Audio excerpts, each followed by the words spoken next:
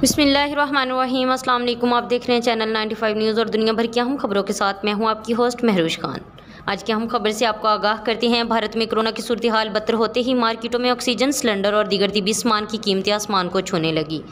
6000 में मिलने वाला ऑक्सीजन सिलेंडर 50,000 तक पहुंच गया। बरतानवी नशरियाती इदारे की रिपोर्ट के मुताबिक भारत में अस्पतालों में जगह न मिलने पर लोग अपने कोरोना मरीजों को घरों पर ही तिब्बी इमदाद देने पर मजबूर हो गए।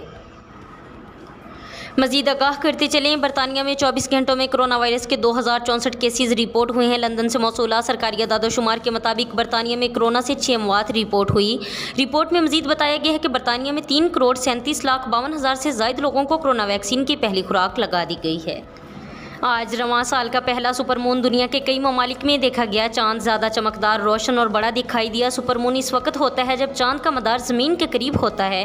अप्रैल में नजर आने वाले सुपरमून को गुलाबी सुपरमून का नाम दिया गया है। सुपरमून वो चांद होता है जो पूरे चांद की औसत ज़ाहरी जसामत के मुकाबले में 7% तक बड़ा होता है, जबकि इसकी रोशनी भी दीगर महीनों में पूरे चांद की निस्बत 15% तक ज़्यादा होती है।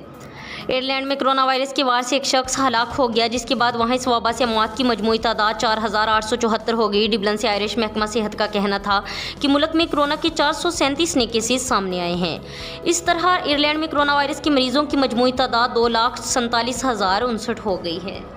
सऊदी वज़ारत हज उम्रा ने बच्चों को नमाज या उम्रा के लिए मस्जिदुल हराम ना लाने की हदायत की है। वज़ारत हज उम्रा का कहना है कि ममनू गाड़ियों से मस्जिदुल हराम के आसपास के इलाके में भी जाना मना है।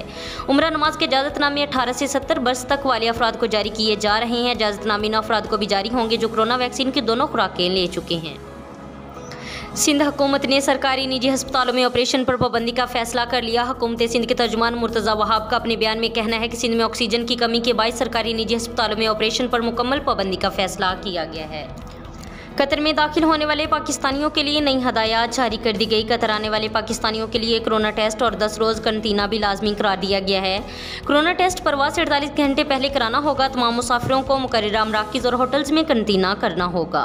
नई हदायत का इतलाक वैक्सीन लगाने वाले पाकिस्तानियों पर भी होगा। तर्जुमान वज़ारत सेहत ने ऐलान किया है कि पाकिस्तान तहाल भारत में तबाही मचाने वाली कोरोना वायरस की नई किस्म से महफूज है। ये थी दुनिया भर की अहम खबरें। मज़ीद ऐसी खबरें सुनने और देखने के लिए हमारे चैनल को सब्सक्राइब करें, बेल आइकन को प्रेस करें ताकि जो भी नोटिफिकेशन हो सबसे पहले आप तक पहुँचे। खुदा हाफिज़।